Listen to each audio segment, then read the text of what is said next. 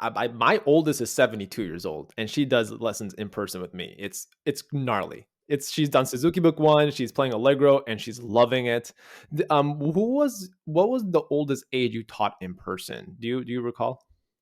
I believe she was in her 50s, though she never really told me. Well, I feel like once you reach an age, like you kind of don't want to share your age, but my student was like, no shame. Like, yeah, I'm 72 and I started this many months ago and I'm still trying to learn. I'm taking it as a hobby.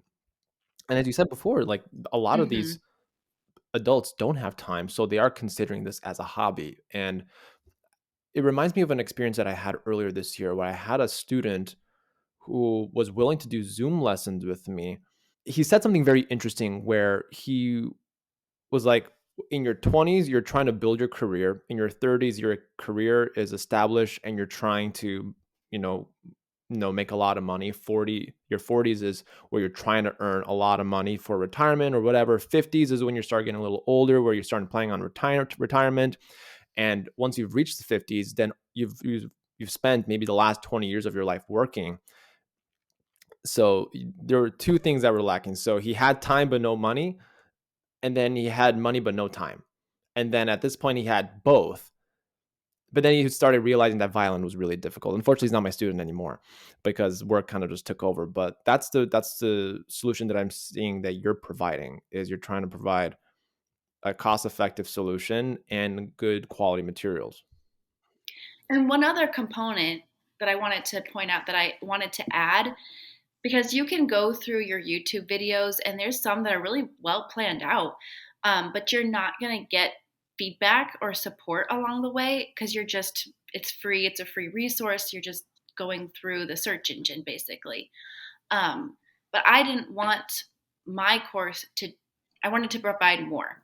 So I have a private Facebook group where people can ask questions, they can show me their progress, they could record themselves playing something, and then I will give. So it's kind of like a Zoom lesson, but just delayed in the feedback, obviously. So you would record yourself, upload that. I've had a couple students who have been a little nervous about that, and I've allowed them to send me a private message instead, just because they're brand new to it and they are nervous about sharing their first video on social media. So I will give feedback and say, oh yeah, this sounds really great, I would try this practice technique, and give them that direct feedback that you'd get from a one-on-one lesson.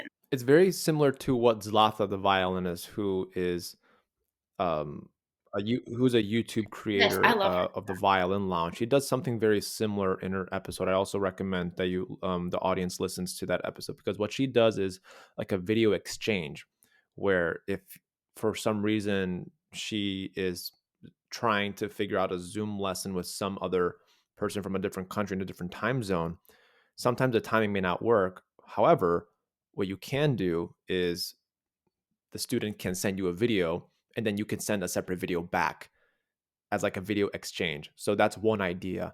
And yeah, I love the idea of a private Facebook group. Many entrepreneurs do that with their courses, so that way they have community. I think adults need community, so that way they understand that they're all in this together, that there's just not one person who's struggling. Everyone is trying to figure this out. Everyone's trying to learn how to play this wooden sound box on their shoulder. It's not natural for us to do that. I always joke around, we're not popped out of the womb knowing how to play an instrument right away. This is a skill that is taught. And I love what you're doing with it. It's really, really awesome. And how long has this course been available on your website? It's fairly new. I actually started this whole brainstorming journey back in February, I want to say, and I had it on the website ready to purchase by this past summer. So it is fairly new. I do have a few students in the course already that are enjoying it, but yes, it is fairly new.